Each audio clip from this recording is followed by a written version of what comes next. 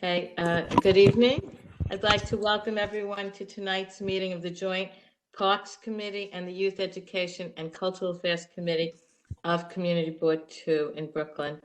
The meeting is being recorded. The public meeting protocols are posted. Please note that there are two scheduled presenters and others who have statements to share.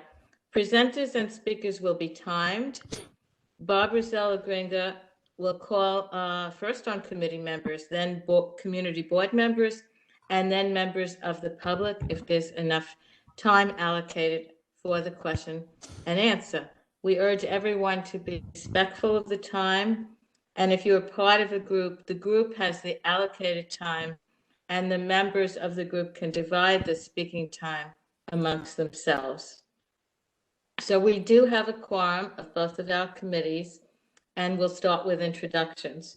So for the Parks Committee, Barbara Zellagringa, the chair, will handle that. Barbara? Thank you, Betty.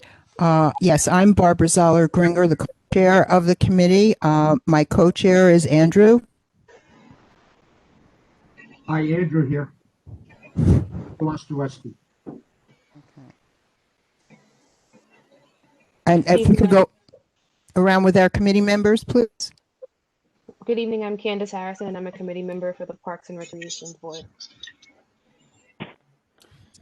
Good evening, I'm Alec Duffy. I'm a public member of the Youth Education and Cultural Affairs Committee. Okay, we're each doing each committee separately, so I'll introduce you. Okay. Carolyn, are you here?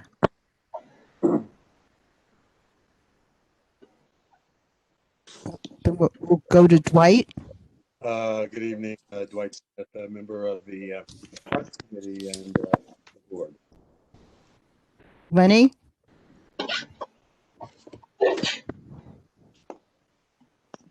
Okay. Suzanne? Hi, everyone.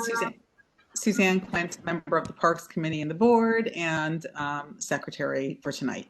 Yes, thank you, Suzanne. We really appreciate that. So I'll ask again for Lenny or Carolyn. All right, maybe after your committee goes around, we can ask again. Thank you. Chair Zellagringer, I do see Lenny Levinton, and I'm sending him a request to unmute. Okay, thank you. Oh, he is unmuted. Lenny, go ahead. Do you hear me? Yes, we can hear you.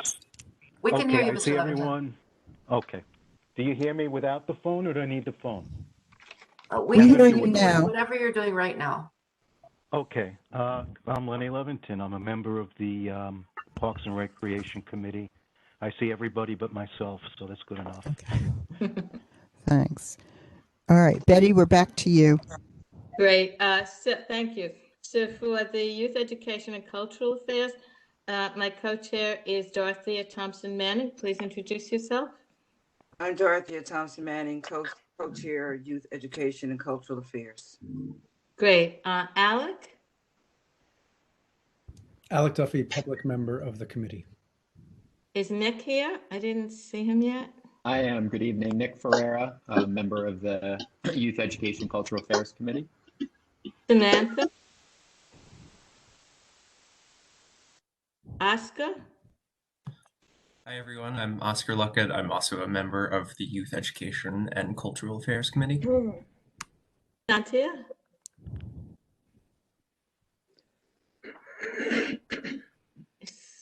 Okay, Meredith? I'm sorry, I'm here. Good afternoon. My name is Santia Policia. I'm a committee member and board member. Great. Meredith? Meredith Phillips Almeida, committee member and board member. Great. Did we see Eric yet? Eric Sproul? He may not be here yet. We also have district office staff. Can you introduce yourself, starting with Taya? Hi, everyone. Taya Miller, community associate, and I think Caroline. My colleagues are on the line as well. Caroline, are you there? My name is Samantha Johnson. I am a community board member as well as a youth cultural affairs member as well. Great. Thank you. Caroline Church, do we have you here? I saw her before. And Gustavo, are you here? Okay. Okay, so thank you everybody for giving us time this evening for this important discussion. Is there a motion to adopt the agenda? Barbara, and is there a second? Second. Andrew, thank you. And we'll have a vote. And okay, so will members of both committees indicate that you agree to adopt the agenda tonight? I agree. Agreed. Agree. Okay, so the agenda for tonight is that we will have speakers from several organizations that requested to speak following our meeting of December 7th. To briefly summarize, on December 7th, the Joint Committee, in other words, both of our committees, voted 11-0 to 5 to issue a letter to the Parks Department in support of removing the statue. There was a presentation by the Takedown Columbus NYC, and there was a public discussion. Between December 11th and December 22nd, there were discussions between additional organizations and Robert Paris, who was the district manager at the time. And this resulted in a second meeting, which is tonight's meeting, being scheduled. So for tonight, there are 4 possible actions that could be taken. No change. There will be no change to the previous vote. Amend, revise, or repeal. So with that, I'll turn this over to Barbara Zalagranga, who will now introduce the first speaker. Okay. Before I start, just a reminder, if you're not speaking, it's really helpful if you're muted. And Taya, do we have all the speakers now lined up? We have our first speaker, and he has completed sound check and is able to share his Okay. slides, so we can start. All right. Thank you. Second. Good evening. I wanted to echo what Betty Fibish said and thank all of you for being here tonight.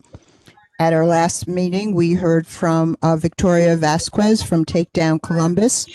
And as I said at that meeting, I think it is important to hear from all sides of an issue and that we should give more people an opportunity to express their positions. So that's why we've scheduled this meeting tonight. So tonight we have presentations from 2 groups, and I ask our presenters to be mindful of the 10 minutes they've been given to present. We're going to hear from both groups, hopefully, and then take comments and questions. And as I've asked the presenters to be respectful of their allotted time, I will ask attendees from the public when the time comes to be respectful of their 2 minutes. So with that, I'm going to introduce Dr. John LaCourte, the Executive Director of the Italian Historical Society of America. Dr. LaCourte. Greetings all. Thank you for giving me the opportunity to make this presentation to you. Let me pull up my little PowerPoint here. You can find it. There it is. So I'm a representative of the Italian Historical Society of America, established in 1949. My father, John N. LaCourte, was responsible for moving the Columbus statue to its present location, as well as some other monuments in the city of New York. But our focus today is on the Columbus Monument. I wanted to start by talking a little bit about the artist, Emma Stebbins. I think you will better understand let me pull up her picture here. I think you'll better understand the relationship between the artist and her art if we add a little history. For our purposes, the history begins with Emma Stebbins' meeting with the most famous English language actress of the mid-19th century, Charlotte Cushman. In 1852, Cushman joined an expatriate group in Rome, which she identified as the Jolly Female Bachelors. Cushman became a hero of that movement. When Emma Stebbins joined the Rome community a few years later, she met Cushman and a friendship quickly developed, and they began traveling together. And on an Easter trip to Naples, they committed to spend the rest of their lives together. Without regard for showing outward affection, the two women thrived in the freedom that they had created in themselves. In the 19th century, non-binary women were only accepted if they hid their sexual orientation and were presumed to be merely friends. The term Boston marriage was used to describe a committed relationship between two unmarried women who were usually financially independent and often shared a house. Since their relationships were hidden, they were known as or seen to be spinsters in their community.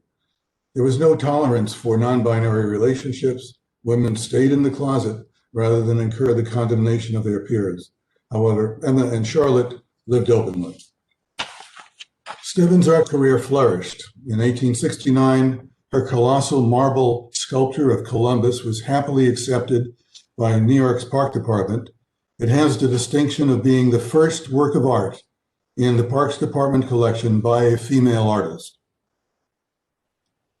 Sadly, it was diagnosed the same year, Cushman was diagnosed the same year with cancer. And in the early years, Cushman was able to ward off the disease's debilitating effects and even went on tour. And during that same period, that early period, in 1873, Stebbins completed her final masterpiece, The Angel of the Waters, which sits atop the Bethesda fountain in Central Park. As her partner became weaker, Stebbins devoted her life to caring for her until she passed away of pneumonia in 1876. Hold on a second, sorry. After Cushman's death, Stebbins devoted her remaining years to creating a book that has achieved scholarly and historical importance. Let me bring that up here. Entitled Charlotte Cushman, Letters and Memories of Her Life. Emma Stebbins was a true pioneer in her own right. She not only forthrightly lived her chosen lifestyle in the face of societal condemnation, but in the creation of an exquisite marble statue of another pioneer, she broke through the barriers preventing women artists from entering the public venue and having their artistic creations enjoyed by the people of New York as well as the world. The meaning of the statue is to be found in the report of the Central Park Commission in 1879. Describing the statue, it says, Columbus is represented as standing upon the deck of a ship alone, and at midnight, his mutinous crew have all deserted him and are feasting below, while with a firm grip upon the rudder post, looks eagerly and anxiously forward.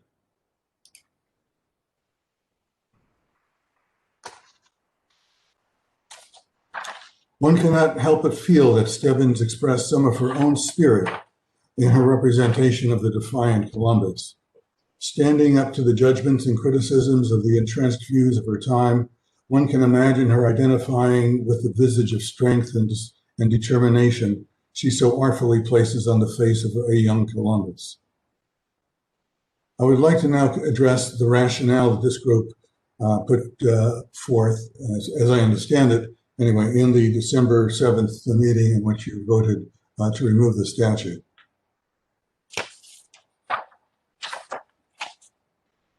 Let's start with this, the Mayoral Advisory Commission report on monuments, on art monuments and markers from 2018. The report makes recommendations, but among the guidelines that it puts forth, it says that we need to acknowledge layered and evolving narratives represented in New York City's public spaces, with preference for additive, relational, and intersectional approaches over subtractive ones. Monuments and markers have multiple meanings that are difficult to unravel, and it is often impossible to agree on a single meaning.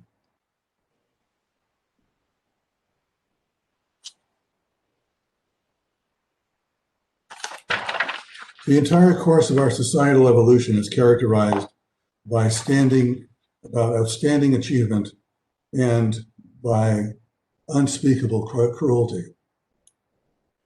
I'm finished with the PowerPoint. Can we just go back to me or? Okay, great, thanks.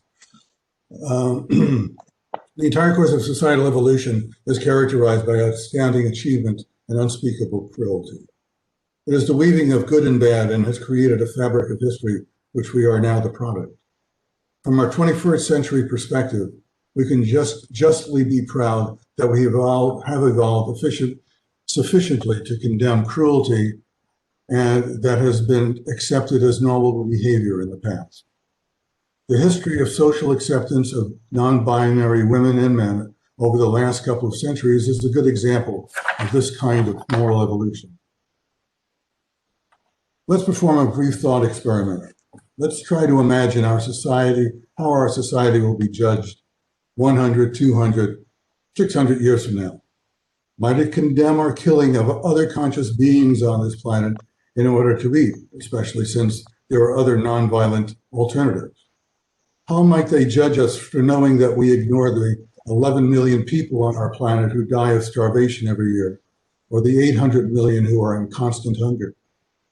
How might they judge us for living in a consumer economy that largely rests on the labors of millions of people whose compensation and living conditions are well below the poverty level we would ever accept for ourselves?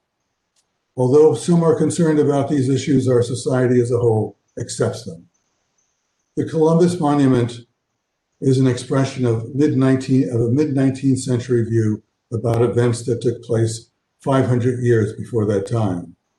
It inevitably has a different meaning for us now than it did in 1869, and will again be seen differently in 2069, assuming that it continues to be there, and continue to change over time. Monuments remain unchanged, but the world around them constantly changes. In the December 7th meeting, one of you said that the statue is a symbol of hate and therefore needs to be removed. I understand the sincerity of this and similar interpretations of the statue. But as the Mayor's Commission report points out, such issues are complex. Few statues have a single meaning. Assuming that future generations have made advances in their moral views, how will they judge us? How should they judge us? Will they feel that their moral standard is superior and that we should have adopted it? Or will they understand that human society and morality continues to develop and change, and that we are all, at this point in time, a single point along the road of history? Our statues and monuments from ancient times to now are time markers in the story of human evolution. Unfortunately, there have been purges of monuments and books, either for religious or political reasons, with the intent of eradicating the history they represent, all to the great loss of future generations. No matter how sincere we might believe our motivations are, we need to understand the importance of preserving these markers for generations of the future. One final point. Members of the council, I commend you all for what you do for your community. I am sure it's a better place for the generous efforts that you make. But please consider that even though the statue is located in your community, New York City is a world city, and Columbus's sculpture is a treasure treasured by the world as well as the your local community. What you do not only affects the community, but the global community, both present and in the future. To cast it aside forever would also remove the contribution made to the New York collection by the first female artist. With all due respect to you, I sincerely ask that you reconsider your vote of December 7th to have the statue removed. I cede the rest of my time. Thank you, Dr. LaCourte. You did use up your time. Okay. So, Angelo Vivolo, are you prepared to speak now? From the Columbus Heritage Coalition? Yes, I am. Okay. So thank you for being here. And as indicated before, your group has 10 minutes. So thank you. Thank you. I want to start out by saying that I'm proud of being born and raised in Brooklyn, went to Lafayette High School, and graduated from Long Island University, which is in the shadow of where this statue stands right now. So on behalf of my colleagues, I wish to thank the members of the two committees present and the entire community board too for the opportunity to speak with all those who are here with us tonight. Pioneering 19th century sculptor Emma Stephens may soon be the latest victim of the irrational frenzy that seeks to wipe out and wipe away all memory of Christopher Columbus. Stephens was the first woman to create public artworks for New York City. The New York Times described her as a rising star. Now a small group has set their sights on ridding Brooklyn of Stephens' acclaimed statue of Columbus, commissioned in 1863 and one of her earliest works. We know that the Italian explorer's legacy has been twisted and misrepresented into a biased and hateful view of Hispanic and Latino cultures and the Spanish, who were the first European settlers in the New World. And we know about the history in America of bias against Italian Americans. The hatred now extends to the work of a pioneering gay artist. When will it stop? Emma Stephens was born in Manhattan in 1815. From her earliest years, she was a devoted art student. She designed and executed works in crayon, pastel, oil, and watercolors, but never exhibiting anything in public until after taking up residence in Rome. Beginning in the late 1820s, aspiring sculptors migrated to Italy throughout much of the 19th century. The Metropolitan Museum cites several reasons for the attraction to the land of my parents. The abundant quarries of Carrara and Cervetza provided marble, the medium of choice for sculptors and skilled artisans, and carvers were readily available at affordable wages. They were essential to the complicated and labor-intensive process of enlarging and translating sculptural compositions into stone. Ms. Stephens became one of the group of the, as stated earlier by Mr. LaCourte, as one of the independent-minded American expatriate women living in Rome who worked in the Neoclassical style. The pervading art life of the Eternal City stimulated her energy, and in 1857, she determined to make sculpture a profession there. She produced many fine works from her studio in Rome. Her first work, which won special notice, was inspired by Tennyson's poem of the Lotus Eater. Other works included the famed Bethesda Fountain in Central Park, completed in 1873. 6 years earlier, she created the Brooklyn statue of Columbus, which brings us here in her defense. Columbus was her first public commission, the first for the woman and the first for a woman identifying as lesbian. While in Rome, she met the acclaimed stage actress, as was stated earlier, Charlotte Cushman, and she and they lived together happily and unfortunately right to the final end of the Charlotte Cushman's life. Emma Stephens was a devoted partner, and when they came back to the States, she stayed with her until the very end, and being, as I said, a loving and appreciative biographer of Charlotte Cushman. In 1971, Brooklyn welcomed her statue, the Columbus statue, to a new home in the historic Civic Center. At this point, we must recognize the late John LaCourte Sr., founder of the Italian Historical Society of America, for his dedication, determination, and leadership.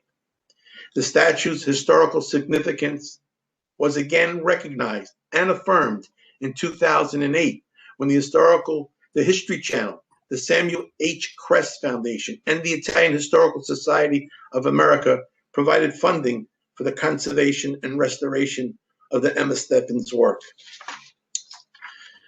Ladies and gentlemen, we are at another great moment in time. a moment when you, as leaders in an important community, and I commend you, are challenged to demonstrate and to reaffirm the principles for which New Yorkers have always defended. Emma Stephens inspired all New Yorkers to build statues. New Yorkers want more statues. We want to tell their stories to our children, our grandchildren, to seek the truth and drop the hate. Let us not pull down and lock Columbus and put him away in a closet. We have come too far as a people to go back. Let us follow Emma Stephens. Let us follow the truth of inclusiveness and tolerance that her life and her work embodied in her words. I want to thank I want to thank the community board for allowing me to speak, and I would like to reference distinguished Arthur Raphael, who will speak on our behalf, and also John Frater, the chairman of the board of the New York State Commission of Social Justice for the Order of the Sons and Daughters of Italy. Thank you once again all for your accommodation. Thank you. So is Mr. Ortiz next? I guess. Okay, thank you. Ready? Can you hear me? Okay, my name is Rafael Ortiz. I was born in Puerto Rico. I wrote 3 books about Christopher Columbus, defending Columbus. My first book is also available in Spanish, Cristóbal Colón el Héroe. Today I'm here to ask you to help us to stop the systematic racism against the Italian American community and the Hispanic communities. We know that Columbus' legacy, his legacy has been twisted. And there is a bias too, a hateful bias against Hispanics and Latino cultures. And this lie was known as the Spanish Black Legend. The legend started centuries ago, first portraying all Spaniards as, quote, evil people.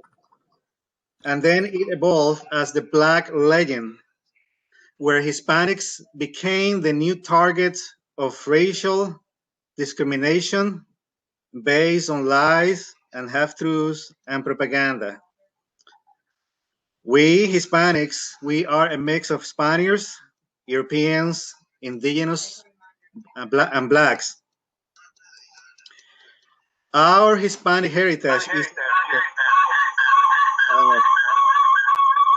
I don't know what happened. Can you hear me now? Can you hear me? Yes. Okay. There was like an echo. Okay. Our Hispanic heritage is a direct result of Columbus's explorations. Our Spanish language came from the great explorer who sailed for Spain. Our religion, culture, music, and food represent diversity at its best, a fusion uniting all these cultures. This is the true meaning of Columbus. This is why the Ku Klux Klan, the KKK, opposed Columbus in the 1920s. They opposed him because he embodied a fusion of all these cultures, which the white supremacist Klan hated.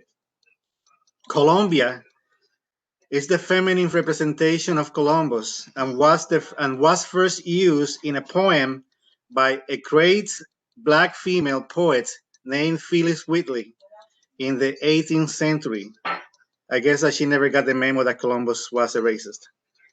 In Costa Rica, the dollar is called Colón in honor of Columbus's Spanish name, Cristóbal Colón. As we all know, there is even a country named Colombia in South America in honor of Columbus. It was initially known as the United States of Colombia before it became today's Republic of Colombia. If Columbus is synonymous with racism, the Knights of Columbus would have never taken his name, nor would they have helped Dr. Martin Luther King Jr. fight racism as they did during the Civil Rights Movement. Columbus has been slandered today as guilty of genocide, racism, and of owning slaves. If Columbus was alive today, he could sue for defamation and he would win. You may have never heard of the Spanish legend until today, maybe.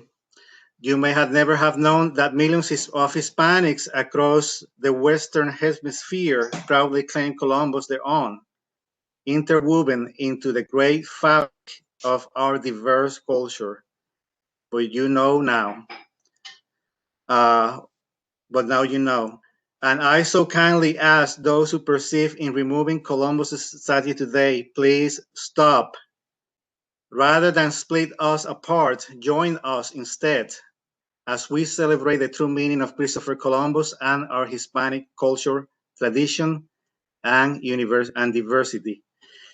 And I will add to that, I will take this as a racist attack if the council goes in favor of removing Columbus' statue, because it is. Just imagine if this was Martin Luther King instead.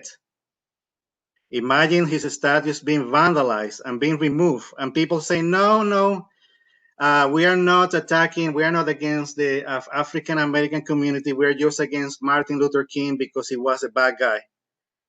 That would not fly. That would be taken as discrimination. So it is with Columbus. You cannot separate Columbus from the Italian and the Hispanic community. And we will take it as an attack and as a racist discrimination. Thank you. Thank you, Mr. Ortiz. We really used up the 10 minutes, but I know, Mr. Fratta, that you want to speak. So if you can speak briefly, we'd love to hear from you. I saw you a minute ago. Now I don't. Thank you very much. History of Italians in America is one of struggle and sacrifice in the face of enduring prejudice that continues this day. After the Civil War, plantation owners seeking cheap labor sent from impoverished farmers, sulfur miners, and other peasants from southern Italy to work the fields alongside the free slaves. Hatred grew for these Italians because they befriended the blacks in places like New Orleans. Italians saw how blacks were being treated.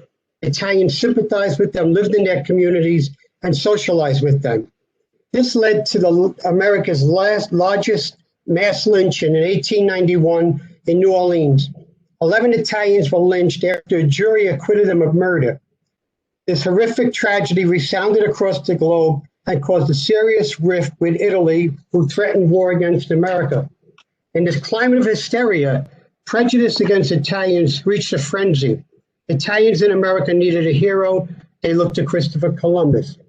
Many of the statues of Columbus were funded by poor Italian immigrants. They gave their pennies, nickels, and dimes to support the design and construction. In the 1920s, the Ku Klux Klan declared war on Italians, Catholics, and our statues. The Klan protested in Washington, D.C., demanding that Italians be deported and statues of Columbus be pulled down and destroyed, much like today's misguided protesters who destroy our statues. The Klan's threat even extended public expressions of pride. They demanded all Columbus celebrations be terminated. This discrimination continued when Italy aligned with Germany in World War II. More than 600,000 Italians and Italian Americans were declared enemy aliens.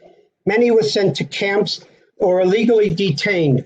It didn't matter that 1.5 million Italian Americans comprised the largest ethnic group fighting for America's freedom and liberty.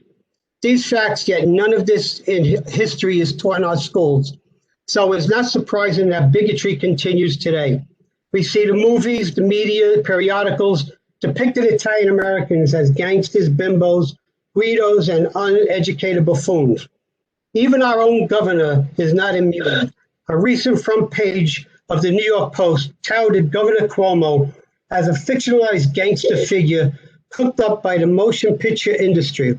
Even more outrageous, the Post caricatured his late father, Governor Mario Cuomo, as a modern-day Italian-American as a modern day Italian American hero, as a 1930s organized crime boss. No other group would tolerate hateful attacks, nor should Community Board 2 in Brooklyn, a home of hundreds of thousands of Italian Americans proud of their heritage. Please reverse course and rescind your action that is hurtful to your Italian American neighbors and all people of goodwill. Please work with us to drop the hate and seek the truth so that together we can build up more statues and not tear them down. And I thank you for this time. Thank you so much. So now we are going to have questions from committee members, either from the Parks Committee or the YECA Committee. Maybe if you raise your hand, committee members, if you have a question. And Betty, maybe you'll help me here. Do you see anyone raising their hand from our committees? I am looking. I do want to acknowledge Carolyn from our committee is here now, so thank you for being here. All right, I don't see any questions. We also have members from the Community Board too. I see Mr. Quint and Mr. Dew, and there are others. I thought we would just have our committees first, but I don't see any comments. So go There ahead, are no Betty. hands from your committees, but Mr. Ciro Scala is raising his hand. Sure. Mr. Ciro, you need to unmute. Yes. I think he was just waving to us. Sorry, I was just waving my hand to tell you that I'm present in the meeting. We're glad to see you. Okay. Thank you. Do any community board members have questions or comments at this time? This is John Dew. Yes, Mr. Dew. Yeah, I heard the presentations in support of keeping the statue there. I did not attend the first meeting, so I have no sense of what was presented that brought the committee to that original decision. Is there a way of giving a very brief synopsis of how the committee came to this original decision? Well, first of all, we did have minutes which have been available that chronicled what happened there. Betty, did you want to briefly talk about? I think Betty really did at the beginning of our meeting summarize what happened. But I don't have the minutes in front of me. Taya, do you have the minutes that reflect? I have the minutes. Okay. Clearly, we had a presentation from an organization that is very much interested in taking down the statute, raised issues about the police protection. Unfortunately, they did not have they had not done any real investigation as to the costs of the police protection. They also were an organization consisting of 10 people. I would say the committee members, particularly from one of the committees, felt very strongly about taking down the statute. There was a very healthy, robust discussion of the issue, and a motion was made. As you may be aware, Mr. Dew, it is the Parks Committee, the Parks Department that has the authority to take down the statute, obviously not the community board. We would make a recommendation. And there was a vote, as Betty mentioned, to issue a letter of support to the Parks Department in favor of removing the statute. The vote was 11 in favor and 5 abstentions. Is that sufficient information? I would also like to add that whatever we vote on tonight or decide to do goes before the full board. It isn't right up to this group that's assembled here tonight. And that will be on Wednesday. Yes.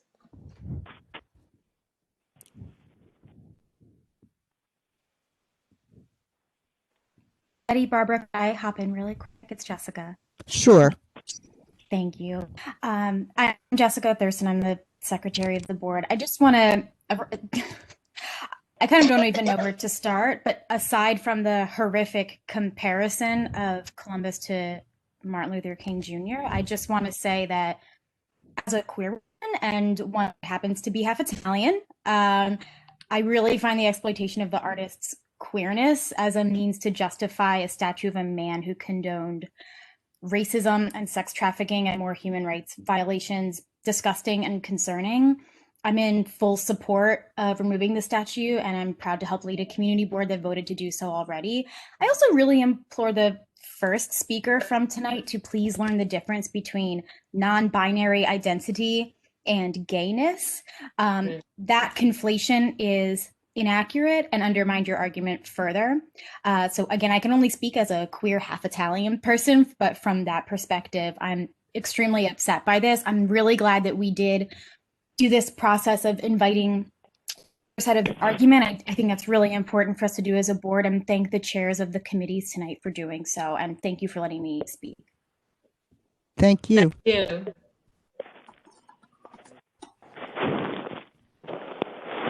I would like to answer if I. Right now, we're just hearing from board members.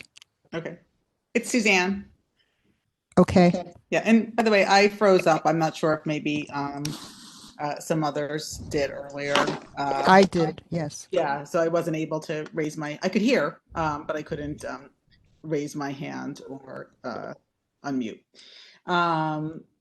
So I'm just always interested in knowing, from the organizations, just a little bit more about the organization in terms of the number of people that are involved in the organization and how you meet and what you do, and maybe just roughly how many people are attending tonight, those types of things. If the two speakers could answer that.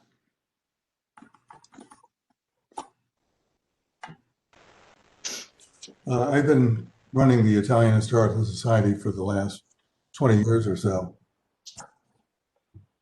I live in California. I don't live in New York, although I go back and forth quite And often. is there a membership? Do you meet with regularity? We have one annual get together. It's kind of social and somewhat historical. We celebrate the birthday of Antonio Meucci, who was the actual inventor of the telephone. He filed copyrights before, they call them a caveat. It was kind of holding the place for the patent later on. But he was in a ferry accident at Staten Island Ferry. The ferry blew up. The furnace blew up, and so he was incapacitated, and it fell, and then another person by the name of Alexander Graham Bell picked it up. And Dr. LaCourte, are there other members of your organization on the call? I don't need to cover. No, there's nobody else here from my organization. Okay. I'm sorry, I misunderstood your question. Okay. We can't hear the second speaker answer. I think he's speaking, but we can't hear him. Mr. Brivolo, unmute. I'm sorry, I apologize. The Columbus Heritage Coalition is made up of over 40 Italian. Can you hear me? Yes. Okay. It's made up of over 40 Italian American organizations in the metropolitan area. But in addition to that, I personally am the president of the National Columbus Education Foundation, and the chairman of the board of the Columbus Citizens Foundation, which puts on the Columbus Day Parade every year. So I'm, in all of those organizations, I would like to say I represent in this meeting tonight, because we are a united group who believe that Columbus has been unjustly characterized, just as the young lady who spoke earlier, totally uninformed about Columbus, made accusations that are totally false. Unfortunately, if you say a lie enough times, people believe it. And that's the unfortunate situation that we're under with Columbus in today's world. So, we say, drop the hate, seek the truth, get historical facts straight, understand them, and then we can come together and speak our minds and speak them properly. Thank you very much. This is Lenny Levington. Can you hear me? Yes. Okay, good. I just want to correct one assumption, or one thing that was said by the second group head. I don't have your name in front of me. I'm sorry, I can't remember it. But the meeting, last meeting, joint meeting, where the vote was taken, prejudice against of Christopher Columbus or Italians was never brought to the table. It was never discussed. It was never an issue of prejudice against Italians. And I want that very clear here, because there are a lot of people that were not at that meeting and that are at this meeting. It was never about prejudice against Italians. I would also like to go to the point where Mr. LeConte condemned cruelty. I condemn cruelty. I abstained on the last vote. I'm a member of the Parks and Recreation Committee. I abstained because I did a little of my own research on Mr. Columbus, and he did practice extreme cruelty. Not as an Italian or as a representative of Spain. He did it in his own right, and he did it not only to the indigenous people here, he did it to his own colonists from Europe that put their foothold on this continent. So I need truth out there. I need clarity, and I want accuracy. I wonder, and this is a question to these two gentlemen, are you here because we heard about prejudice against Italians mentioned? Are you here because this is a man of Italian ancestry, that people want his statue removed? Or is it because Christopher Columbus, the man, you support?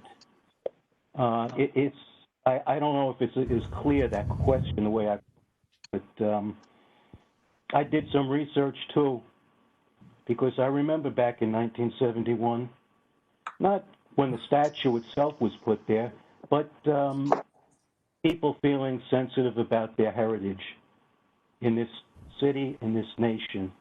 And I did some research as to other Italian Americans who may be more worthy of their contributions to America, this city, and to our borough of Brooklyn. I'm not going to say more than that, but I wonder, is that what the crux of your argument is? Prejudice against Italians, because it was never raised at the first meeting. That's my question. Does one of our presenters want to respond to that? And then we're going to go to Mr. Scala with his question. I would like to answer if I'm allowed. Okay. Okay, there is can you hear me now? Yes. Okay. As I say in the beginning, I am not Italian American. I am not Catholic. I took the time a few years ago to research all these allegations against Columbus. By the way, I am also indigenous. I am from those indigenous peoples that Columbus supposedly killed. All of them, supposedly, right? I said that none of that is true. I read all those allegations. They are not from primary sources. They are distorted from people like Howard Zinn, who was a communist, James Lowen, and other people that I don't remember right now. But none of them are primary sources. They're using selected quotes on the sources to present false narratives. And also, as I was saying earlier about Martin Luther King, what I'm trying to say is, if you vandalize his statues claiming that he was a pedophile or some other slander, which is one, by the way, one of the slanders against Columbus, they claim that he was a pedophile. That's not true. And they say that he was a racist. That's not true. They claim that Christopher Columbus cut the hands off of natives. That's not true. That he was feeding natives to the dogs. That's not true. None of that is true. So if none of that is true, why on earth are you trying to remove his statues? So now let's say that this is Martin Luther King. Do you know that he was accused recently? And you can look, you can Google search it on Business Insider, that supposedly sealed FBI audio tapes alleged Martin Luther King had affairs with 40 women and watched while a friend raped a woman. A report claims. Mr. Ortiz, I that's don't see time. anybody. I don't Mr. Ortiz, that's time. Thank you. see anybody against Martin Luther King. Yeah, against Columbus. All right, Mr. Scala? My only question, Madam Chair, is the fact that I'm like Mr. Dew.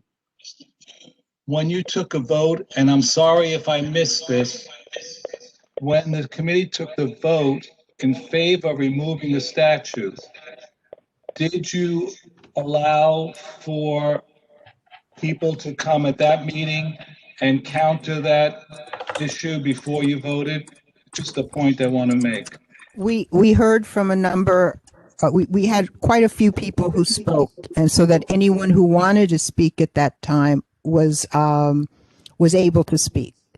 There were, I would say, a good deal more people who spoke in favor of taking down the statue than who wanted to leave it.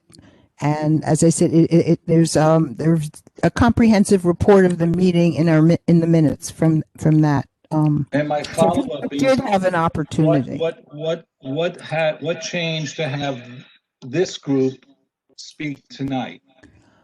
I think Betty addressed that issue, and I also mentioned that I felt that we should hear all sides of an issue, no matter what the issue is. I think that's only fair, and let people hear all of the sides of a decision. You want people who are well informed, who know the complete story, and I think that's only appropriate to give everyone a fair voice.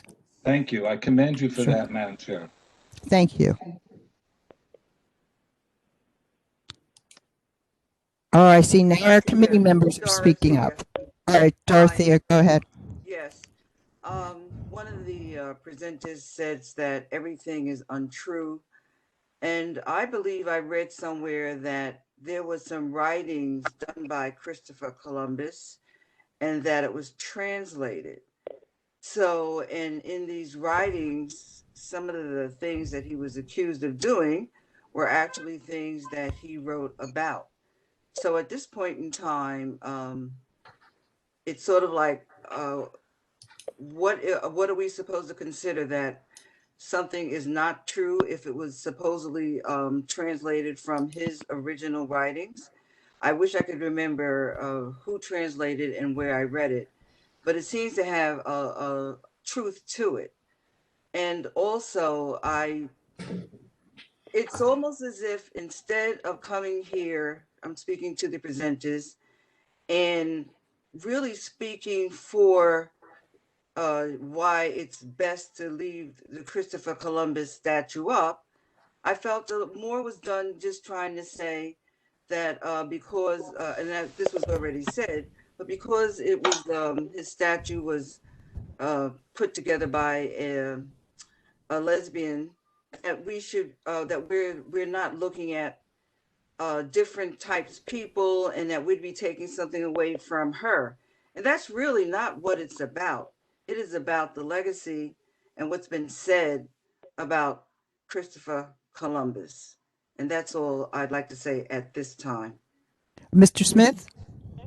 Well, I want to second what Madam Manning said. I voted for the removal, and I, at that time, said I had some concerns about.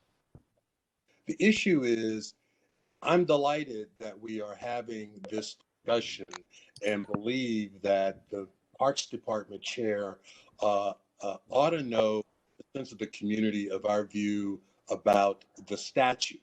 Has nothing to do with the artist. It was interesting to hear from Dr. LeConte and Mr. Vivolo about all of the wonderful things with the statute and the marble and all that stuff. That's wholly insignificant about the man and his result. And so having the discussion will give the Borough Parks Commission a view of what should be done. Unfortunately, the history of what has happened with the Statutes and Monuments Commission, we know that a couple of years ago there was the activity around taking down certain statues, including Big Columbus. And the decision from the Monuments and Statutes Commission was we're up. Can't hear you. Excuse me, if you're not speaking, please mute. We're getting.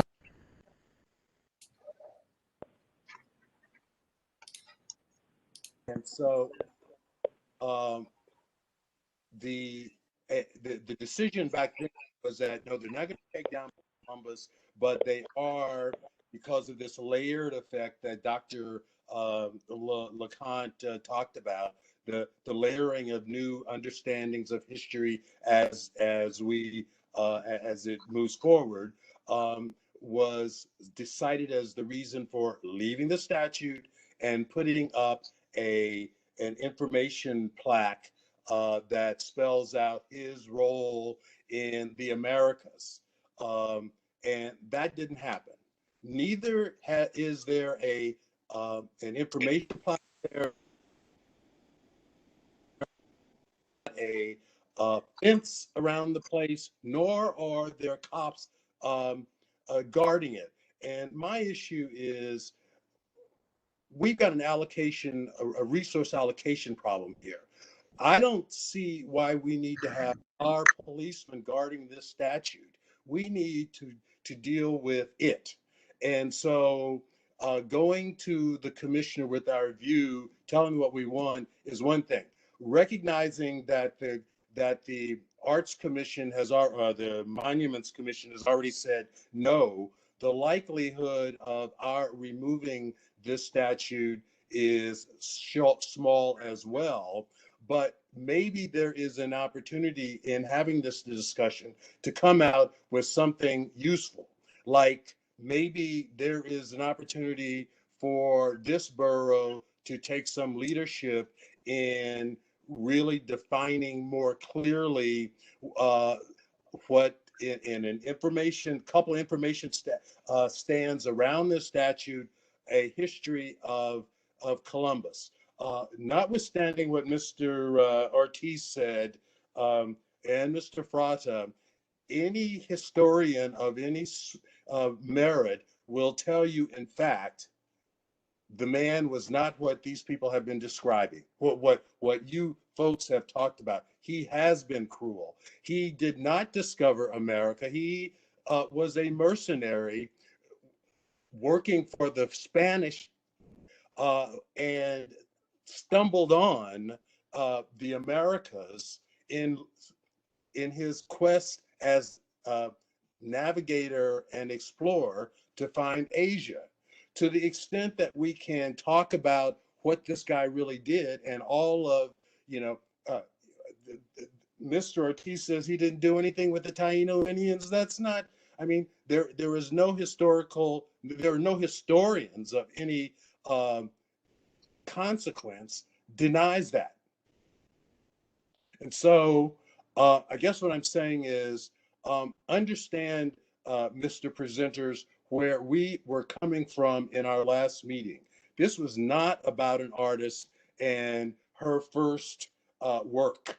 It was about the portrayal that the artist had of a man who has a checkered history, as far as I'm concerned, and knowing that history requires us, as Mr. Frata says, to seek the truth, it would be helpful to spell out his history in several few paragraphs. Is it possible for a comment as a member of the presenting group? I would like to answer. Hello? I'm not leading the meeting. Hello. Yeah. Hello.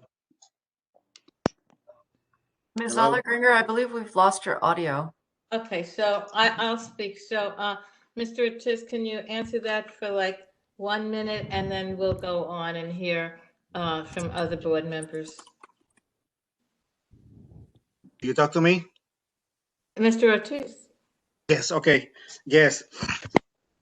First of all, so far nobody have quotes from the primary sources. I read all of them in Spanish because I speak Spanish, and I can prove that all that stuff is a bunch of BS. Number two, Columbus was not a cruel man. All those allegations that he was going in the hands of natives, that he committed genocide, that's not true. The argument that he did not discover anything or America, okay, if that's true, why on earth is called America? No, America no. There were from lots of America people living before. before. I'm talking right now. Excuse me. Everyone has been respectful and mindful up to now. Let's please keep that going. America was named after Amerigo Vespucci, who was someone who was a contemporary with Christopher Columbus. And also, the reason why, one of the reasons we say Columbus discovered America is precisely because he was not in Asia, but a new continent the old world did not know to exist. And now, it's been a minute. Because of him. Thank you. So we have some other speakers. Miss Yes. Blount, I believe you had a question. No, it looked like you were raising your hand. Okay. No, Betty, I just was holding my hand up. No, thank you. okay. All right. Sure. Samantha Johnson's been trying to speak. Thank Barbara. you, Oscar. Thank Thank you, you. Nicholas. So, my name is Samantha Johnson. Feel free to call me Sam. I want to just blatantly say that as a Black person of Indigenous culture, as a queer Black woman, I am literally enraged by the statements that are being made in regards to Black historical figures, as well as conflating queerness with violence. I want to be very clear that this statue in question is nothing about individual sexuality or queerness, nor is it about the understanding of one Black or brown culture. I am very misunderstanding how individuals who have brown indigenous culture in their background amplify the genocide of other Black and brown people, whether the documents state that there is a map that shows the colonization of areas that never belonged to them, including Puerto Rico, and including other lands that would have been better off if not even mentioned Columbus in his face. He would have been better off in Spain doing what he did best, which was be a colonizer. I think that this is more about the statue and the representation in the state and where we're in right now, which is that we are trying to move the pendulum further and moving conversations about racism and statues that represent that, because Black and brown children who I have taken care of do not understand the generational harm that these statues represent across the country, across the world. Individuals are taking a stand to talk about and to destroy this type of dialogue to betterment of our communities, to betterment for Black and brown people and people of color to say, I'm taking back what's rightfully mine. Individuals who have privilege to travel across the United States from New York to California and do not understand the racial climate that is currently where we are, I feel sorry for you. Because as a person who walks the streets, who lives in NYCHA, who has understood redlining, who has understood all of the disenfranchisement that I and my families have gone through because of colonization, and a representation every day that walks by a courthouse does not represent the world that I want to live in. And also, and I'll close with this, the Italian American community that came to our very first meeting was actually in opposition of this statue. Those who came out in droves stated very strongly that this is not a representation of Italian Americans, and they want to be more intentional about having deeper conversations that require building bridges and require to take a step forward and understanding the wrongs that have been made and righting those wrongs step by step, brick by brick. So I really want us to be very clear that this is not about queerness. This is not about Black and brown people defending a colonizer. In some instances, for our speakers, there are.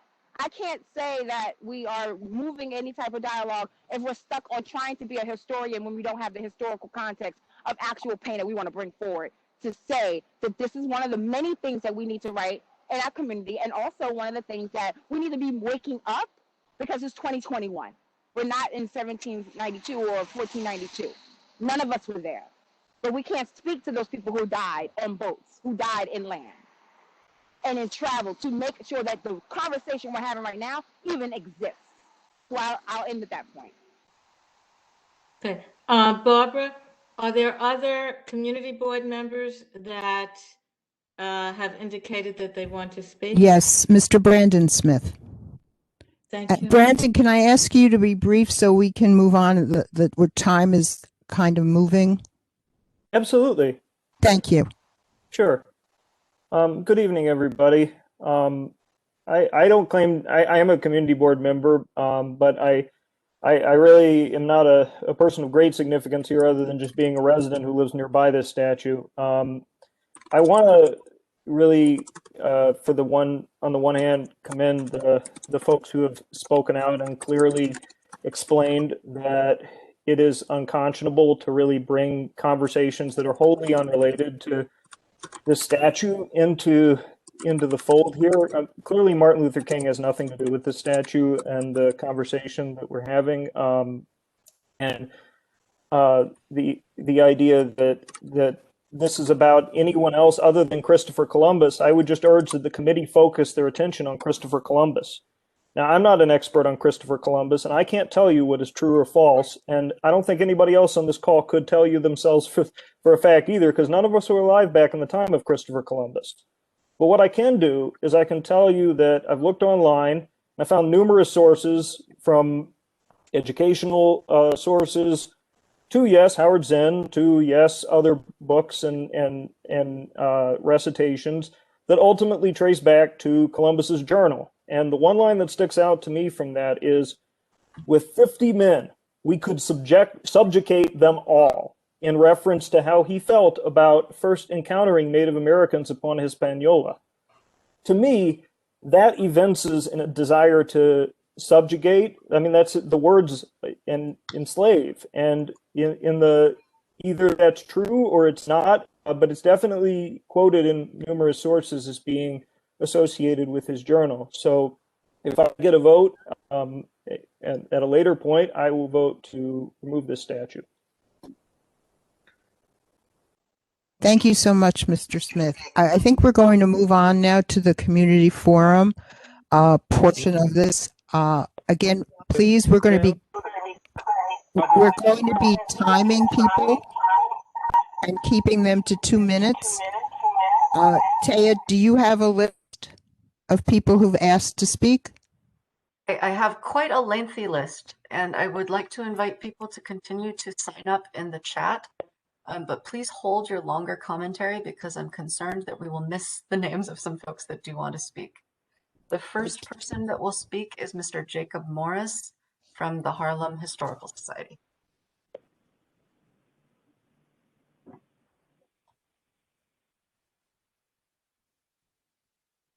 Mr. Morris, you're muted. Unmute me. Okay. Can you hear me now?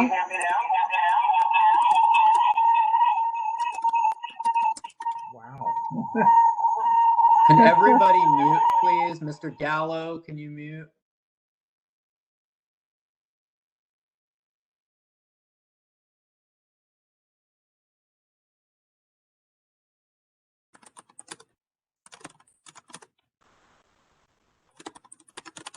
Just a reminder that if you're not speaking, please mute. We can hear someone typing. Mr. Morris, you can unmute. We'd like to hear what you have to say. Excellent, excellent. Let me take the speaker off. Can you hear me okay now? Yes. Okay, great. All right.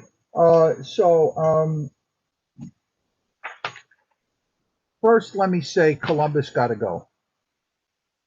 On the other hand, there is no contemporaneous likeness of either Christopher Columbus or Amerigo Vespucci. So my proposal is to keep the statue and change the name to honor Amerigo Vespucci, who was the one who figured out that the Western Hemisphere existed. And not only is Columbus directly responsible as the Admiral of the Ocean Seas for the introduction of slavery to the Western Hemisphere, that's an incontrovertible historical fact. That alone would disqualify him. Guess what? He wasn't that good a navigator. He died thinking that the circumference of the Earth was a little bit more than 16,000 miles. He was off by about 9,000 miles. He bumped into the Western Hemisphere. He did not navigate by celestial navigation. He wasn't the great discoverer that he's purported to be. At least Amerigo Vespucci is Italian. This doesn't have to be an anti-Italian thing. It can be who's worthy and who actually had a concept of the true circumference of the Earth and how to navigate, and who did not and is not personally responsible for the introduction of slavery to the Western Hemisphere. In the chat, I did post most of a resolution calling for we could keep the statue and rename it after Amerigo Vespucci. And I'm hoping that the Italian Historical Society and the other groups advocating mistakenly with their ties to believing that Columbus represents the greatness of their heritage, that they replace that with a true Italian gentleman who is worthy of honoring. And the fact is that the likeness of the statue is an arbitrary likeness of a distinguished Italian gentleman. Let that Italian gentleman be Amerigo Vespucci. So I offer that to the intelligence of the committee and the board. Thank you. Thank you, Mr. Morris. I'd like to respond to Teo? all those questions, please. Not right now. We need to let everybody else ask raise their concerns. If we have time, we'll get back to you, Mr. Ortiz. Taya? Next on the list is board member Oscar Luckett. Making statements, not questions. Hi, sorry, I posted it in the chat, but I was just going to bring up that.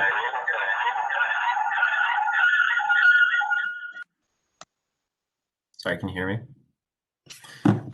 Sorry, I just posted in the chat, but I was going to motion to uphold the vote from December 7th, but I can wait till the rest of the public speaks, since it seems like a lot of people want to speak their mind before we Thank vote. you, Oscar. Next is Michael Arena. A reminder that you have 2 minutes, Mr. Arena. And you are muted. Mr. Arena? Can you hear me now? Is that yes, we can hear you. I just want to point out that there's a representation from the Sons and Daughters of Italy, which was not mentioned when someone asked about, and they have members of the state. So I want to point that out. If there's any question that there aren't many people that are concerned with this issue, both in the district and outside the district. 2 points, 3 points. These are facts. Let's deal with the slavery fact second. Slavery pre-existed in the Western Hemisphere. It existed all over the world. Columbus didn't invent it. It pre-existed prior to Columbus's arrival. You better drop that one because it won't wash. Number two, he did not infest the entire population. They carried immunities. They all did, just like we're suffering with a pandemic right now. People carry immunity. People are not immune to certain diseases. Unfortunately, in first contacts of any sort, and in the case that we're experiencing, and we're very susceptible as humans to viruses and to disease. So that's another one. What he did find when he got here, and this relates to the question about that extracted quote that was recited. What he found when he got here were Native Americans who were peaceful and Native Americans who were violent. Okay, the ones that he was speaking about were the peaceful ones. He had no intention of turning anybody into slaves. They were peaceful. But the practice at the time was that everywhere in the world, including South America and the native culture, conquered people, violent people from war were taken as slaves. And that's what happened prior to Columbus's arrival. That's how the slavery it was instituted. Okay, Mr. Conflict Arena, among thank all, you. and Thank just you. to deal with that one. Thank you. That's your time, Mr. Arena. Next is Ryan Thank you. Dubois, if his cell phone is still working. Mr. Dubois? We might have lost him. I will circle back. Abby Rose Gelsomina, and I apologize if I'm butchering your name. Gelsomina's correct. Buonasera. I come to you with respect because Italian culture values family. So I will address you, all of you who represent, Italian heritage groups, as if you are my uncles. I am third generation from the Long Island Sound, which I would argue is an enclave of Southern Italians. I am Catholic. I grew up with the Knights of Columbus, watching them do their thing. Then when I was a child, I moved to Tennessee, which is largely Protestant, where I was made fun of my eyebrows and my faith. So I understand. I understand what you're talking about, and I also know that Italians used to, in the 19th century especially, face ethnic discrimination. But on your website, you say that you are interested in uplifting Italians who contributed to the betterment of humankind. This is not Columbus. We as Italians are embarrassed by the conflation of mob culture with Italian American culture, are we not? Colombo è peggio della mafia. Capiche? Columbus was worse than the mafia. Get it? He was not just a wise guy, he was the boss. Columbus did everything the mob did. Rape, kill, steal, intimidate. We do have first-hand written accounts from his expedition. I'm not going to argue with Mr. Ortiz about this. I will let him discuss that with his own community. But Columbus did it on a larger scale and in the name of Jesus, which as a Catholic, I find deeply offensive. Martin Luther King never did these things. Columbus made humankind worse and nobody will ever forget him. Your website also asks when Columbus the hero became the villain. Truly, the answer is the moment he decided to commit genocide, but also many Generation Z and millennial Italians are embarrassed to share heritage with this person. Emma Stebbins and Charlotte Cushman weren't even Italian. It's irrelevant that they were lesbians. Columbus still committed genocide. So I recommend asking a queer woman who is an Italian artist to carve from the material of the current marble statue, a statue instead of St. Francis Cabrini. She was a great Italian Catholic immigrant who contributed to the world something beautiful from Italian culture, a culture of caring for the immigrant and the orphan, and she never committed genocide. There's not even a question about it. Keeping the Columbus statue up in NYC, the way I see it, is the same as keeping the Confederate statue up on the courthouse lawn where I lived in Jackson, Tennessee. I love you as my Italian fellow Americans. Thank you. And I invite you to prayerfully consider this from the daughter of Italy. My bisnonno è di Serino in Avellino, and I am eligible for dual citizenship and proud of it. I am not proud of Christopher Columbus. Okay. Thank you. Thank you. Thank you. Taya? Miss Kara, there is no last name. Kara? You're muted. There you go. Hello, everyone. I'm speaking as a third-generation Italian American, a third-generation Southern Italian American. As many people have noted, there are so many Italians, Northern and Southern, who deserve statue. Columbus is noted in the historical record as condoning sexual trafficking of indigenous children, slavery, and genocide. Having a statue of Columbus, especially a statue that an Italian American group approves of, signals to all Americans that these are the type of people that Italian Americans approve of and that we want to be associated with. I understand that Italian Americans of past decades and centuries clung to Columbus as a way to assimilate in the US, as we were discriminated against, and also as many Italian Americans did not know the full history. But we can celebrate and promote our Italian heritage without a public statue of a man who committed so many horrible acts. We can celebrate our languages, our beautiful food, our history of resistance fighters, our philosophers, our artists, our medicinal traditions. There's really no reason to have a statue of anyone from any culture who helped to lead a genocide. And just because the statue exists doesn't mean we have to let it stand. We're not beholden to an old statue from a long time ago. Thank you. Thank you. And thank you for keeping to the 2 minutes. Taya? Daniel Raymond is next. Hello? Hello. Hi, can you hear me? Yes. Cool. Hi, I'm a 4th generation Sicilian American New Yorker living in Queens. First, I want to address a serious criticism to the community board too. You're supposedly responsible for hosting a robust and democratic discussion with input from all sides, but all of the organizations you invited to represent my Italian American community tonight are pro-Columbus. Why haven't you invited Italian American organizations to speak tonight who are opposed to Columbus? So this discussion is incomplete, and you can't possibly consider reversing your original vote without hearing from an Italian American organization on the other side. In fact, not having a 3rd session and hearing from such an organization would be undemocratic, regardless of whether or not the vote even takes place, just for public record. Second, I want to say that it's embarrassing that a charlatan was invited to pollute the public discourse tonight with absurd conspiracy theories. And I want to say that there's a lot of people working overtime to create an idea that there's a complex and nuanced debate that's ongoing about Columbus. But I think it became glaringly obvious tonight that there really is not. What we have here is an attempted manufacturing of Italian American public opinion by small, obsolete organizations claiming to represent all of us that are relics of a past collective experience and a struggle that is long, long past. The fact is very, very simple. Christopher Columbus does not represent my history. Fact, most Italian American New Yorkers in 2021, once they learn about the history of Columbus, because a lot of people still don't know, are not okay with him as a representative of our histories. Period. Very simple. Take down Columbus. Thank you. Thank you, Mr. Raymond. And thank you for keeping to the time limit. Taya? Leanne Torrey Murphy is next, please.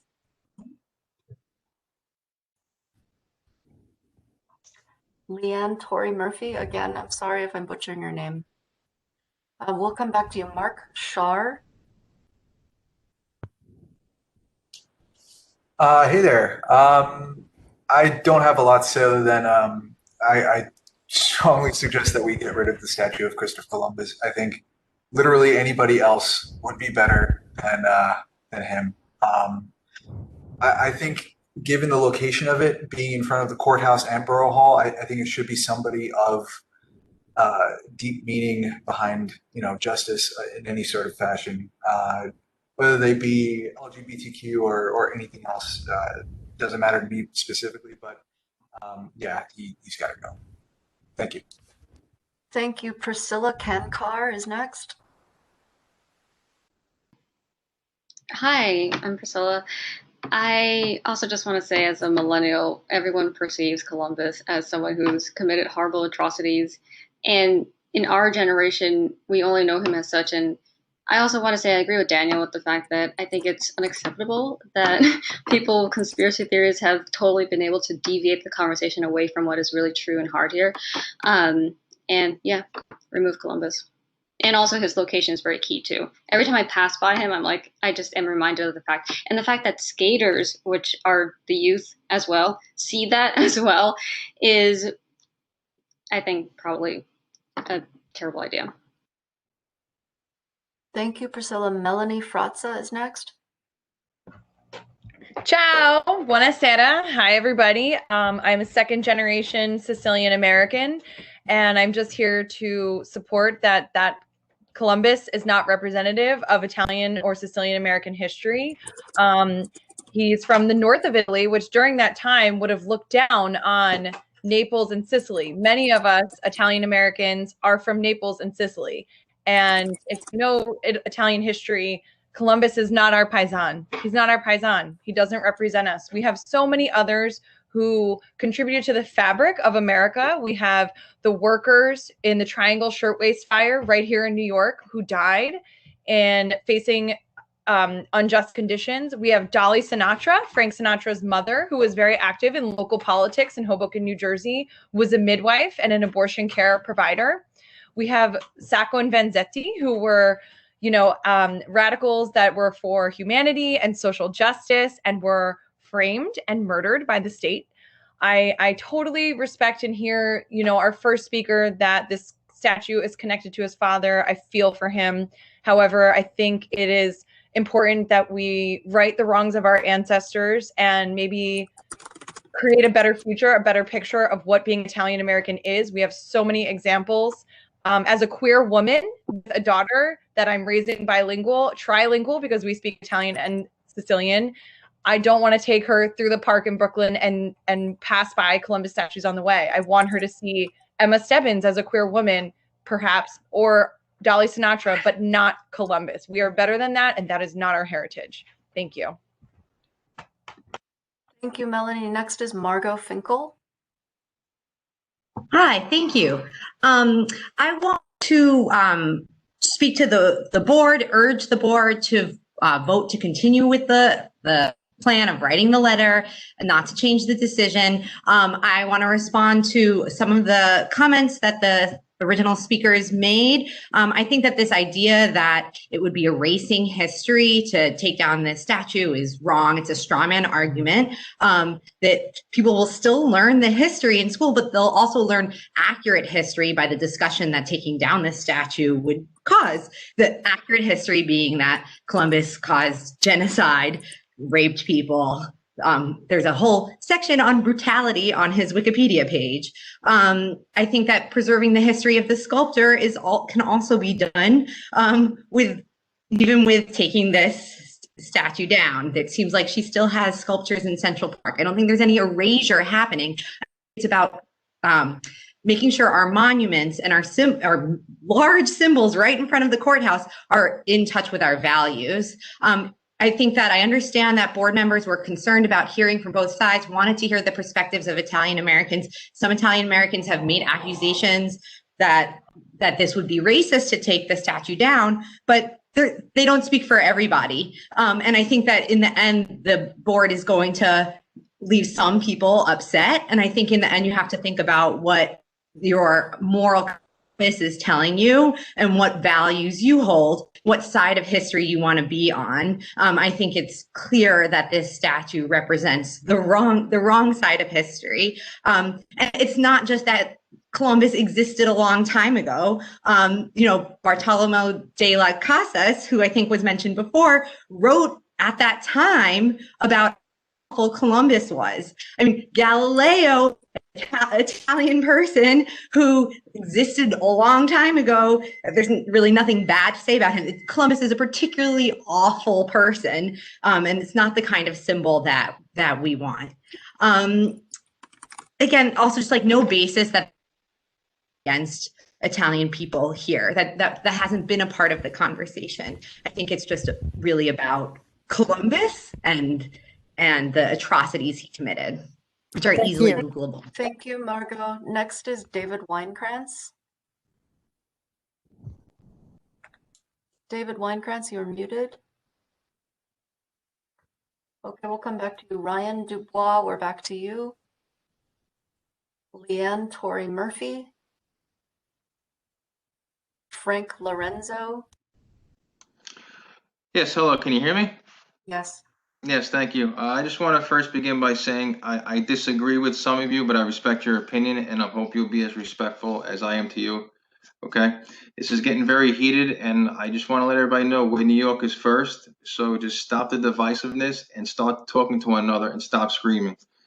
For the sake of cultural pluralism, for the sake of diversity and inclusion, please keep the monument in its place.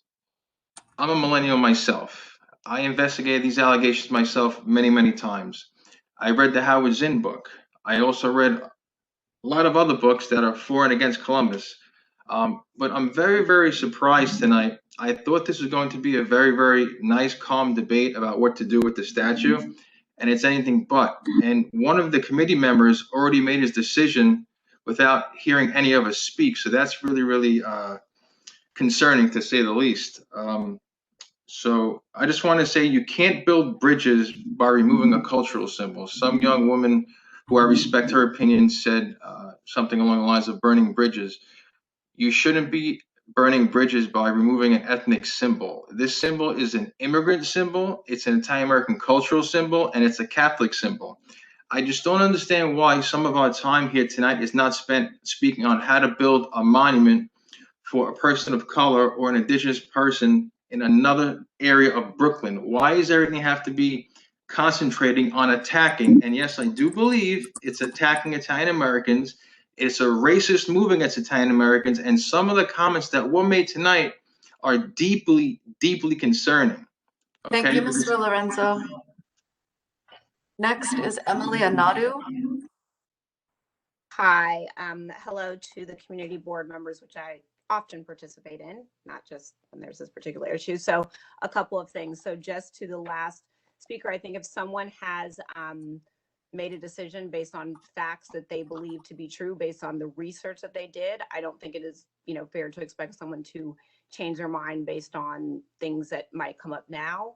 I am someone who believes if a large community of people are telling you that something is hurtful for them to see, believe them.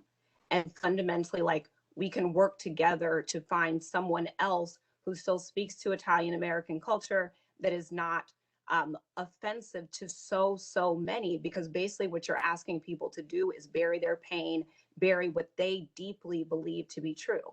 And lastly, I will say that given all of the support that I heard at the beginning of this call from the Italian Americans supporting allegedly the artist because she is a woman and a lesbian, I look forward to all of the work that I expect to see from you in supporting LGBTQ rights in New York, since that is clearly such a focus of what you were saying. So I look forward to all of the work that I expect to be done if that was one of your main arguments that I kept hearing. So thank you very much, and on to the next speaker.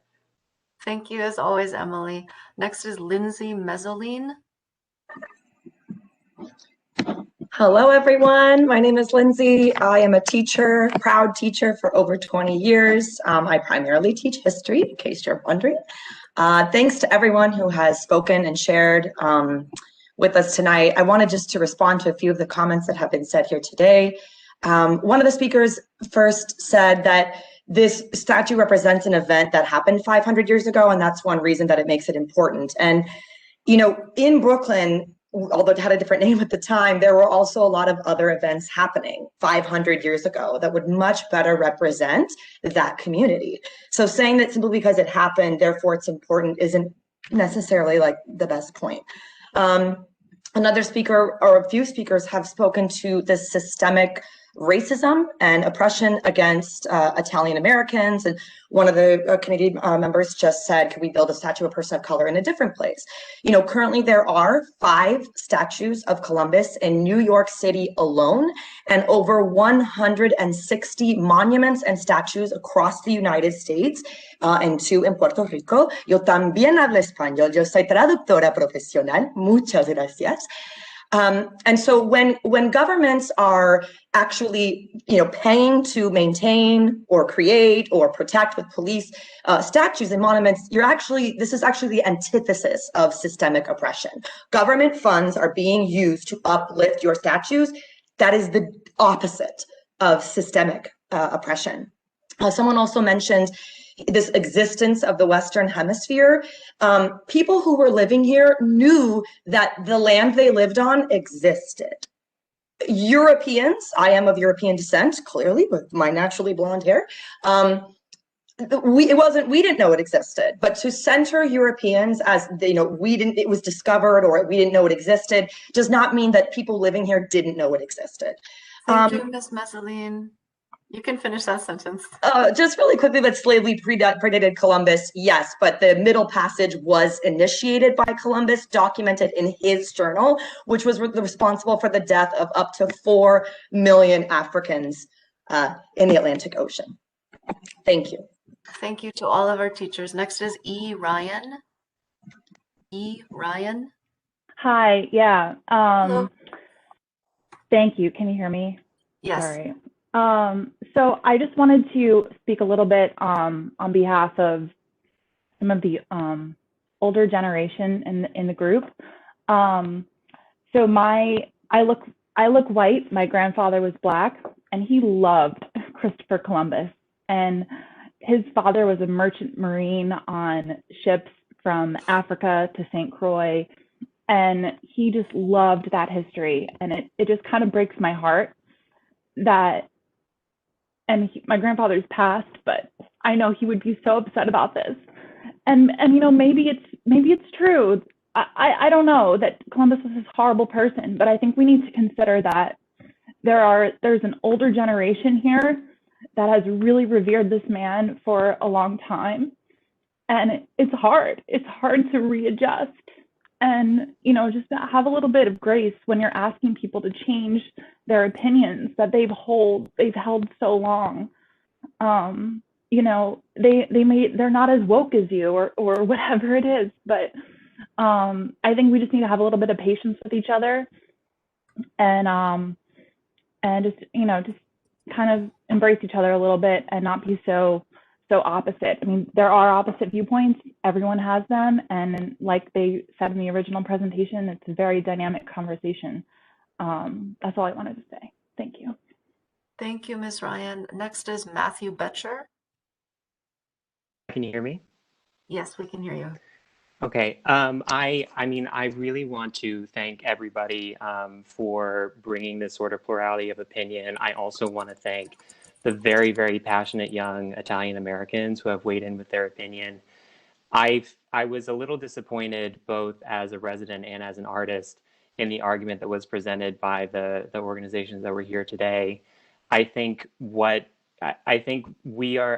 older generation, while we can be compassionate, we should also recognize that they are missing the signals that the younger generation is sending. A lot of these people are bringing you other suggestions, other Italian Americans, other events that are more relevant to the history of Brooklyn that could have a more significant and appropriate place where the statue is now. Whereas on the side of the presenters, there was this very sort of shifting argument that was extrapolating this one statue of one man into a statement about racism against multiple populations, and as though we were creating these divisions. And I want to challenge these groups that want to celebrate Italian American heritage. I want you to approach, and I hope you will approach, the argument over what to do with the legacy of Italian Americans in this country in the same way that a lot of these younger people are, by recognizing the people that do better uphold the values of your people, and by not clinging to this idea of history that has been so thoroughly broken down and debunked, and not holding on to this legacy that is so harmful for a lot of us that are living in this community today. That's all I have to say. Perfect timing. Thank you, Matthew. Next is Amy Newer. Amy Newer. Hi, I'm part of, thank you everyone for speaking, and thank you for allowing me this platform. I'm part of Take Down Columbus. I would like to echo echo those that spoke on behalf of taking down the statue. I do not want to argue that Columbus was a sex trafficker and a colonizer. I fully support those facts. And I would like to share a quick anecdote. On September 23rd, we were in Little Italy in the Bronx. We were doing a quick workshop on the opposite side of the bust of Columbus, where about 80 people showed up. They were part of the Italian community. They identified themselves as part of the Italian community. And there were about 12 people from Take Down Columbus who wanted to do a workshop and wanted to do an informative session about the vile identities of Columbus. And people, some of my colleagues were physically assaulted. Me and one of my colleagues were called a lesbian. I'm a queer woman, and I'm an artist as well. And when I was performing a poem, I was told verbatim, "When I'm done with you, you will not be able to walk." So this whole narrative of queer folks being respectful to queer women and being respectful to artists, I find that this is ironic, and I don't feel that Mr. Laporte and Mr. Vivolo know their community well, and I don't feel that they are representing their own community, because obviously a lot of people in the Italian community do not align with their values, the folks that have shown up today. So they are obviously not, they're talking about how taking down the statue is offensive, hurtful, and divisive. Meanwhile, their own community is hurtful, offensive, divisive, and honestly violent, because I don't know if Miss Stebbins, if she were alive today, would be comfortable walking down the street in her own community of Little Italy. And so Mr. Lacourt, Mr. Vivolo, I would like you to assess your own community. You are not aware of what's going on in your own community. And this— Ms. Noor, thank you. I think your time is up. I appreciate your comments. Next, Taya. Lou Gallo.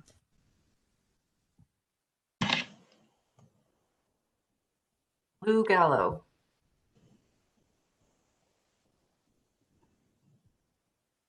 Lou Gallo, you just messaged.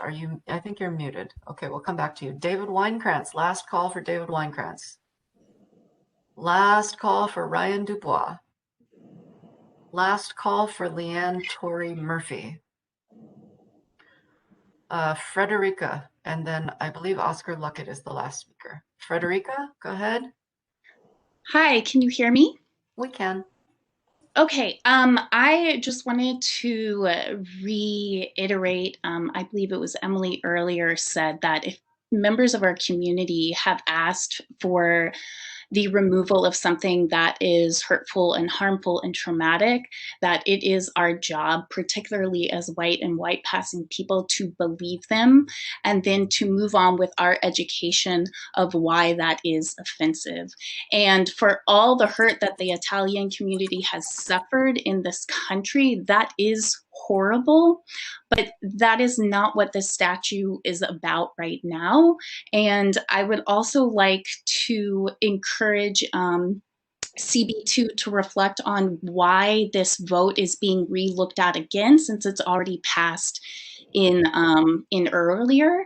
And I would also like to Amy Noor referenced a really important event that is documented, and you can find video footage on Takedown Columbus's Instagram, which I follow, of the the harassment and assault of Italian Americans against this very peaceful presentation and teaching thing, which I have been to firsthand. And so I think it's important to get a full picture of that as well. So I encourage you all to check out those firsthand resources. Thank you for holding the space tonight.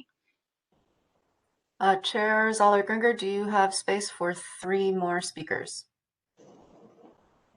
I believe our final 3. Right. I know Mr. Gallo is there. I don't know if is he one of your 3? No, so 4 more. Okay. Yes. Right. Again, if we could 3. ask That's people 3. to keep this to 2 minutes, because I think my sense is that the committee members are ready to vote and to vote quickly.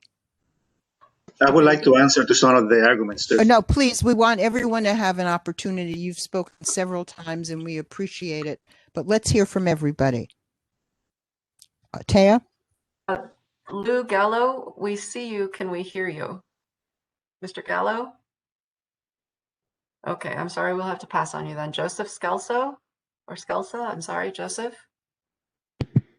Thank you very much for the opportunity to be able to address the community board and to the audience that are here this evening.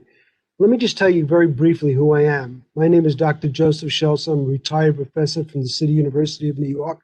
I'm the founder of the Italian American Museum in New York City, and I also was the first dean of the John D. Calandra Italian American Institute at the City University of New York. My doctoral dissertation was in constructive pluralism, which means each group talking to each other, sharing each other's heritage and experience, and basically trying to get along with each other in doing so. What I'm hearing this evening. I mean, the vitriol that's going on back and forth amongst people is just just too much, too much. I mean, the difference between the young and the old really is there's such a divide. I'm an older person, and I know that for me, heritage is so important. I mean, in respecting my forefathers and respecting my grandfather, who struggled very much in this country, and who really idolized Columbus. I mean, you really don't really understand what we went through. I don't understand what you're going through, and I support you in that. I really do. I think if you're telling me what happened in the Bronx, I don't appreciate that. But you also really have to understand what we've been through and what our forefathers went through and what Columbus represents to us. So I'm just asking you to be a little more considerate and a little more understanding of our position. It's not about the gender or the sexual orientation of the artist. It's really about the heritage. It's really about what Columbus meant for Italian Americans. That's really what it's about. Thank you for the opportunity for speaking. Thank you. Next is Aaron Burrows. Hi, can you hear me okay? Okay, great. So similarly, I'm a third generation Sicilian American. I just want to speak to the point of Italian pride. So history is often mythologized and taken out of context in order to meet certain political goals of the time. And Mr. Francia, I believe, or Prada, the second speaker, said it himself that while Italians in America were experiencing so much discrimination and hate, they chose Columbus as this figure so that they could be seen as part of this country. But that doesn't mean that they took accurate history. They took someone who was also 400, 500 years in the past, who had really no link to the present, and made up their own narrative so that it could change the experience they had in this country. And it did. And now Italian Americans do not experience the same racism and hate that was once true in the past. You know, we have assimilated into whiteness, and now it's important to recognize that and to continue on with an accurate understanding of history and listen to the fact that this movement against Columbus is being organized and led by Indigenous and Black people who recognize that Columbus as this figure of America is still contributing to their oppression and genocide today. So it's our responsibility to change that.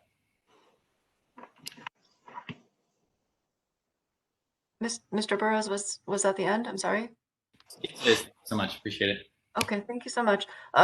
Mr. Lou Gallo, we're going to try you one more time. It appears you are unmuted. No, you just, oh, now. You are unmuted right now. We should be able to hear you. If we cannot, then the error is unfortunately a technical glitch on your end. Mr. Gallo, since you've been trying sincerely to get on the list, if you will type your comment in the chat, we could read it.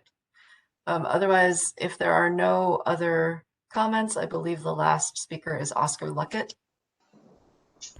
Excuse me. I would suggest, I believe Oscar wants to make a motion, so he's not really a speaker. We're going to end the speaker section and come back to the committee, and we'll entertain his motion in that fashion. I actually do know what Oscar wants to say. I do have some things to say as well, actually. Okay. Thank you. Do I have the floor now? Right. I would say give us what you want to say, and then we'll finish, and then we'll entertain a motion. Sure. Okay. Well, I'll keep it brief. I know we're almost out of time.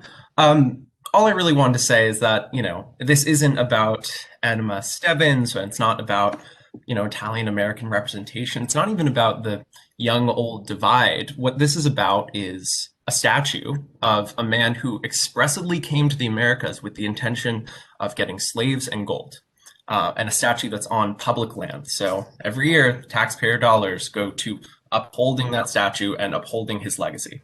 It's not anything a plaque can change. It's not anything a little bit of red tape can change. It's simply the fact that every time anyone walks by that, I've walked by that statue, you know, almost every day on my way to school, that's the image that the state is upholding. So, you know, truthfully, my vote hasn't really changed since our last meeting. And it certainly wouldn't change from a third meeting that we go into, hypothetical third meeting. So that's why I'm gonna, after everyone's spoken, everyone spoken their mind, make a motion to uphold the decision that we already almost unanimously voted on November 7th. So thank you. All right, thank you very much. I just wanted to recall the vote last time was 11 with 5 abstentions. That's not really an unanimous or close to it, just for the record. All right, I want to thank everyone. I have felt that this overall, people have kept to the 2 minutes. I really appreciate that. And I feel overall this was a respectful conversation, and I'm sorry for those who feel it got a little beyond that. But I really want to thank everyone, and I value everyone's discussion. And so now we will come back to we have our 2 committees, the Parks Committee and the YECA Committee. And Mr. Luckett, I'm going to recognize you. I assume you've been having your hand up. I believe you want to make a motion. I would love to make a motion. Yeah, so I'm going to motion now to uphold the decision on December 7th to send a letter of recommendation to take down the Columbus statue to the Parks Department. Thank you. Point of order, Chair Zoller-Gringer, point of order, please. Yes. Hi. Actually, Oscar, to honor the intent of your motion, what this committee could choose to do is the first option is to do nothing, take no action. The only reason that a second vote would be taken is if somebody proposes a motion to amend, revise, or repeal. This committee may also choose to take no action, in which case the first vote of 1105 de facto stands. Okay, sure. All right, well, let me ask you this. Perhaps people would like to vote again who voted last. We can't just have a new motion and a new vote on this. That's not another option. Mr. Quint, could you speak to that? 4 options. Okay. Do nothing, amend, revise, or repeal. That's it. All right. What was the second option, Taya? You said do nothing, amend, revise, and repeal? Repeal. Okay, thank you. And repeal requires that you first, right, go ahead. So if then do we have to have a vote to do nothing? Do we have to have a vote to do nothing? Have a vote to do nothing. May I speak? Yes. How do we do nothing then? Well, if no one makes you propose a motion to adjourn. Well, oh, Mr. Quint, we want to hear from Mr. Quint. Let's hear from Mr. Quint, please. I would, if the committee wants to take no action, Mr. Luckett should first withdraw his motion and then invite any other motion that any other committee member has. If there is no motion, then the decision stands, and then a motion to adjourn would be in order. Thank you, Mr. I Thank would you. suggest if Mr. Luckett wants to, otherwise you'll just extend the meeting. If the consensus, and I've heard nothing from any committee member, from any of the 2 committee members, that anybody has a desire to change their vote or have a different result, then if Mr. Luckett withdraws his motion and then you open the floor for any motion, there being none, your business is done for the night and a motion to adjourn would be in order. Perfectly said, thank you. So the ball is in Mr. Luckett's court. He's got his hand up. Right. Thank you, Mr. Quint. Mr. Luckett. I'd like to rescind my motion. Withdraw your motion. Withdraw. Sorry. Okay. A little unsure about the procedure. Do I have a motion to adjourn? Well, give everybody, see if there's any other committee member who has any motion. Oh, I'm sorry. Is there any other committee member who is looking to make a motion at this point concerning this, the Columbus statue? I would like to, just for clarity's sake, would like to say that we vote either for or against the letter to go forward. We've already done that. We've done that. That was the decision at the last meeting. The chairs decided to hold the second meeting to invite other opinion to see if they could sway any of the members of the committee who already voted. If none of the committee members feel a need to change, there's no, and therefore doing nothing makes the original vote the vote of the committee, which will be reported to the board. Okay, but And all the members of the committees who are also board members will have another opportunity to vote on this on Wednesday at the general meeting. I think go ahead. Who? I don't see someone. Second Oscar's motion to adjourn. No, but he hasn't made a motion to adjourn. No one's made a motion to adjourn. But No. Didn't make a motion to adjourn. He had the floor, so. No. So do we go back to Oscar, John? No. Anybody can make a motion to adjourn. Right. I want to make a motion to adjourn, please. This is Nicholas Pereira. I'd like to. And I second that. I second. Yeah, and I second. The motion? Thank you. Suzanne, did you hear the second motion? I second Samantha Johnson. I think Mara Okay, also thank you, Ms. And seconded. Johnson. Mr. Ferrer made it. Yep, I'm good.